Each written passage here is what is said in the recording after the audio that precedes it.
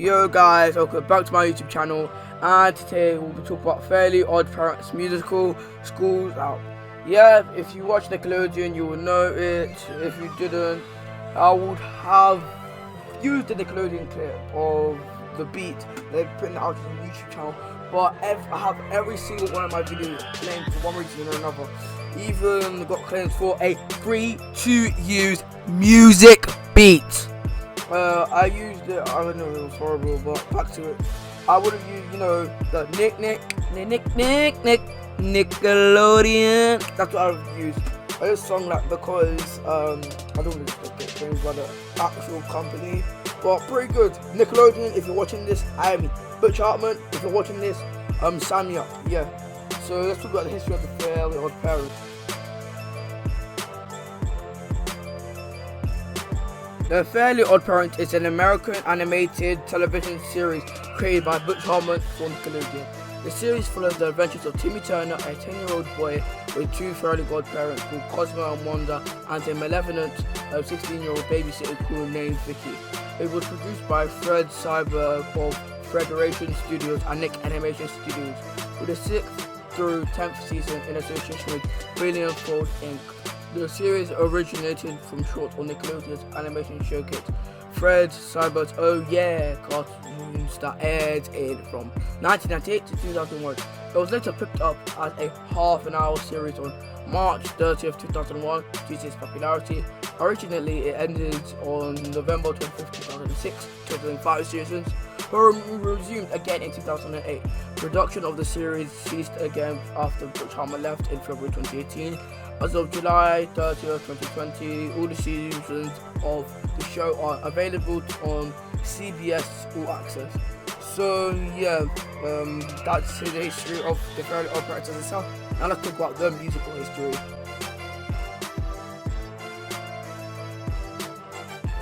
The Schools Out the Musical is an animated musical comedy television film and the 18th to 19th episode of the 4th season of The Fairly Oddparents, which aired on Nickelodeon on June 10th, 2005. Yeah, I know that was a brief, so I'll make it up by rating like 10 critics reviews. So that leads us to the next segment, which is the critics reviews. So, the first review is TV. I can never tire of the adventures of poor put-upon Timmy Turner, his evil baby sister Vicky, and his loving fairy godparent Wanda and Cosmo. The writing, voice talent, and artwork are a constant stitch. For similar offerings, click my avatar and explore my animation list. 4.5 stars. I was just watching this one. I really love it. It's on all time and I can watch it over and over again. I love this TV film. Really like this movie. Okay, maybe the singing isn't so good as most movies, but what would you expect from a movie based on a cartoon TV show? Anyway, these are good cartoons. I love The Fairly Oddparents. It's safe to watch for kids of all ages. I love this movie.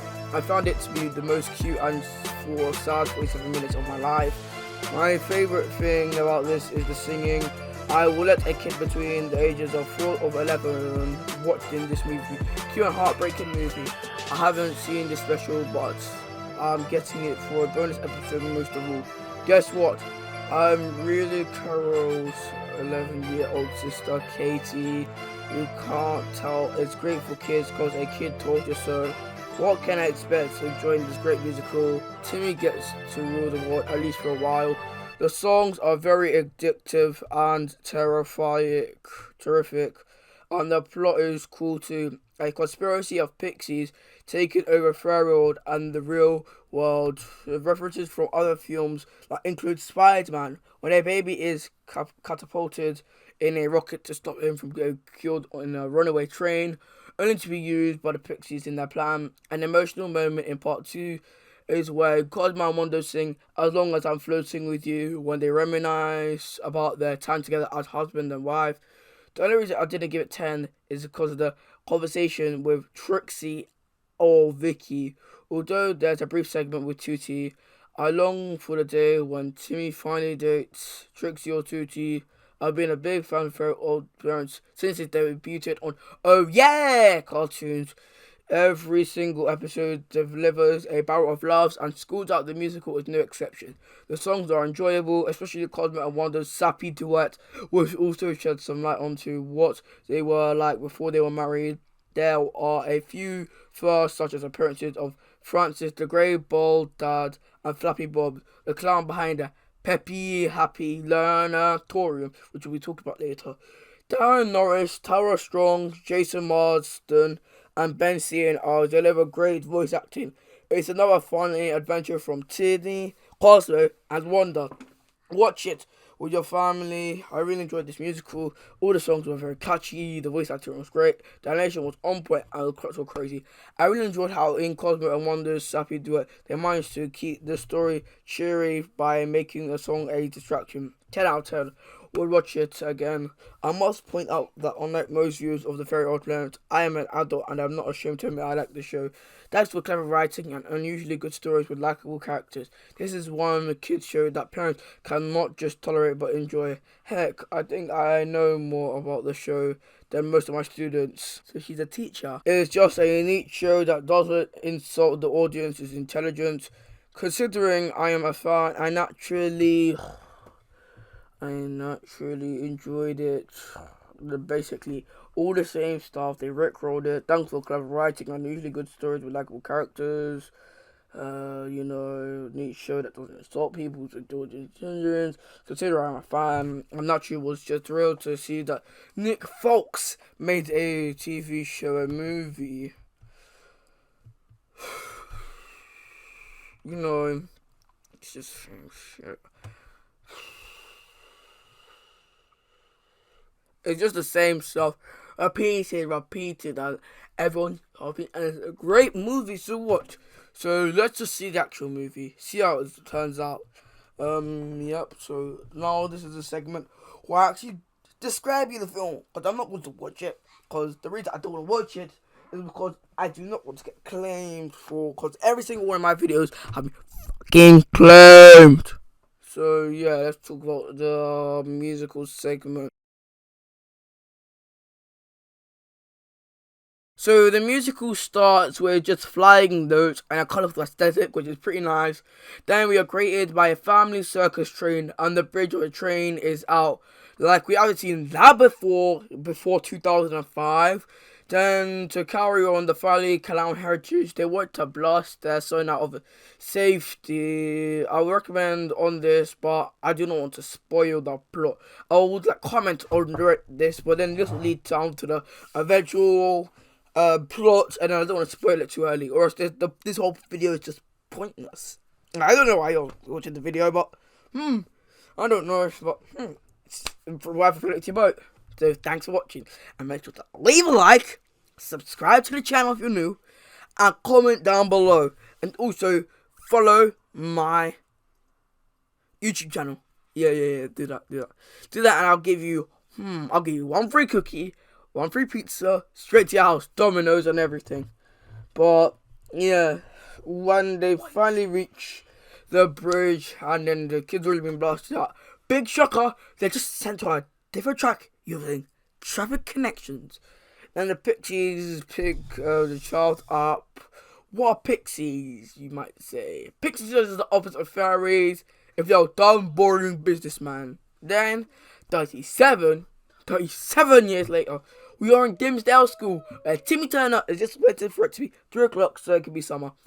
All you people who finish at 3 o'clock, you have it lucky. I finish around 3:15 to 4 o'clock, depending on how long my schoolwork is. Then when it's actually free, they break into a song and dance, because remember, it's a musical. It's a musical, and they have to sing to keep that musical melody. La la la la la la la. I will play the song, but I remember, as I said before, I don't want to get claimed. Then Flappy Bob, the doll business, will come and mildly persuades their parents, as the kids are tearing up the town in the musical, to persuade them to take over to Camp Learnatorium, which is a 24-hour, 8-day, all summer long educational center. How do they persuade, you might ask?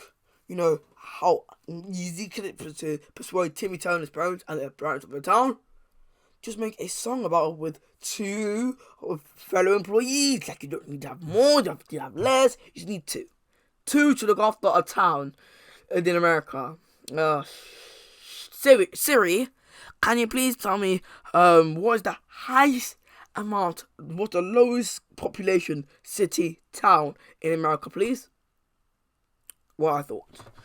So obviously it's expensive, but as he said in the song, it's expensive. But no strict parenting, no monitoring your children. Just send them there with your expensive money. No, you could hire a babysitter for half the money. No, you just do that. After the song, they just pull up the next day to Camp Learnatorium. Skirt. You just get in a caravan, you just get in a solid Jeep, and you get in the police cruiser. Then Timmy's mom and dad quoted this. I almost felt that the kids not have to come to Camp Learnatorium, but who cares? How shameful is that? How could you do that to your own son? Like, absolutely shameless. Then when Timmy's parents leave, they do the whole cartoon thing where how the bad facilities are, like, oh yeah, like we'll cover it by something, like, oh yeah, we'll do that. We'll just hide stuff and just boom. Oh, it's really bad. It's really, really bad. Naughty place to be. Not a great place to be. Then Timmy gets his body scanned with any cultures or any fun toys, which includes a yo-yo. But it's not that fun if you don't know how to use it. But like we want to sneak a Nintendo 2DS and want to sneak a Mario Kart party animal as well inside. Then the stuff get magnetically out. But if you're smart enough, the magnets not to pick it up, just add paper all to the metal to stop it attracting. Or also just hold yourself, restrain yourself. So then if it like falls out quickly, then 5 seconds, and then you'll keep your stuff. Then they brush his teeth like he can't do it himself at a big age of 10. Then after they wash and dry his hair, they just padded him for protection, and he could barely walk. So you may be asking, basically, what is the place like? What is this place? Is this basically a giant pillow, with a swing and a pool, which is a puzzle basically, but they name it a pool. Then he breaks it to a musical, and then he watches Kids Could Rule the World, which is told hip and cool. But he gets then the pixies ping to see their master's blaster plan unfold. Timmy gets the best job of all. He's president. Then in his first interview, he breaks into a song, and during the song and dance. During that, then the pharaohs went to Pharaoh. Well, one strangle. The leader of the fairies, and in the rules, it said when kids have too much power, the fairies retire, and if they're taken back, and the pixies are the most magical creatures on Earth, they can grant wishes. So Timmy's fairies are taken back. Then, as they are taken back, they just do a musical. They do it musically as all the fairies are taken back to fairy world. Then we get sent back to Sir Timmy's presidential office. I would never think of the day I would call a cartoon character Sir, where the Camp Learnatorium guy just busted their shouts complaining why was his builder taken down, because in the musical, as the last order of president, Timmy says, I'll break down the Learnatorium and break everything in sight. So as the kids rule of the world and they have jobs now, then Timmy just states the fact and calls that lame. And Butch thought Hartman thought, oh crikey, let's do a cool trick for that clown. And that clown that got booted out. Then Timmy congratulates him for the trick and wonders where did he get taught that boring was fun. Then conveniently, the pixie shows up and starts to say, hello, son. And the pixie play a montage of his life. So from when the pixies pinged everything that he could change the pathway to be a dull businessman like them. Then the pixies want the Learnatorium guy to sign a contract which they could make the world exactly how he wants it to be. And then they have return merchandise rates, a few royalties. They won't control very well. Then a musical breaks out again. At the end of the musical, the Pixies get their wish and gets their way, and he signs the contract. Then as the world gets changed in fairy tale, Jorgen van Strangle is interviewing Wanda to admit that it was Cosmo's fault, which she doesn't want to admit it. Then it just breaks into a love song where we see when they got married and all that, and their part and how they met and all that to that point. Then Cosmo, dumb genius, got the key and escaped while Jorgen was crying. Then while the fairy world is now turning to Pixie world. Then Wanda goes to look for Timmy. While Timmy's in the learnatorium, Bob was about to burn his outfit, which is the baby's name, Bob. I never mentioned that the whole video till now, but I don't know why I just said his name's Bob. Stopped overhearing the fairies and heard them talk about him being a pawn. Like, we never seen that before. Like, this is a great example. When the rich guy in school, someone looks genuinely your friend, but then behind closed doors talks BS about you. Then his pinkish, purplish eyes stare at you, saying the kid was right, that you were using me. It wouldn't be obvious, especially if you're graduated from Harvard University. It will be obvious. Then Wanda finally finds Timmy and tells him about the fairy world. Then out of sight, Flappy Bob appears in his clown outfit. His first call to action as Sergeant Bob is to find a loophole in the contract and squirt Timmy with water twice. Then in an aircraft, he releases the children's staff. Then the Pixies get baited by the kids just being kids. And that's the song they used actually for how the kids ruined the town. They just sung Kids Just Being Kids in the beginning. That was like one of their first. Yeah, that was the first song, yeah. Then he used a loophole, and the loophole is the world is fun as defined as what Flappy Bob says. Then he says, I have a new fun. Everything going back to normal the way it used to be. Then while that's happening, while the world's changing, one is just going, woo, let the McQueen, Jackson Storm, and to find his parents. The Learnatorium is still going with the two sidekicks of Bob, but Timmy's magic saves the day by giving them one final musical.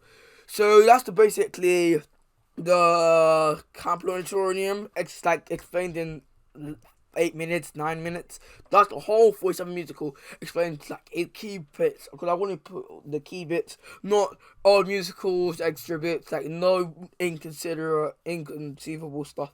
But yeah, that's the rest. Now let's outro out. I try to say this answer really fast. Thank you for watching. Make sure to like, subscribe to the channel. I might get it to make a Discord. It's over in the subreddit. Tell me what you think in the comments. If we get 50 something on the birthday in late March, I'll make it. And yeah, goodbye.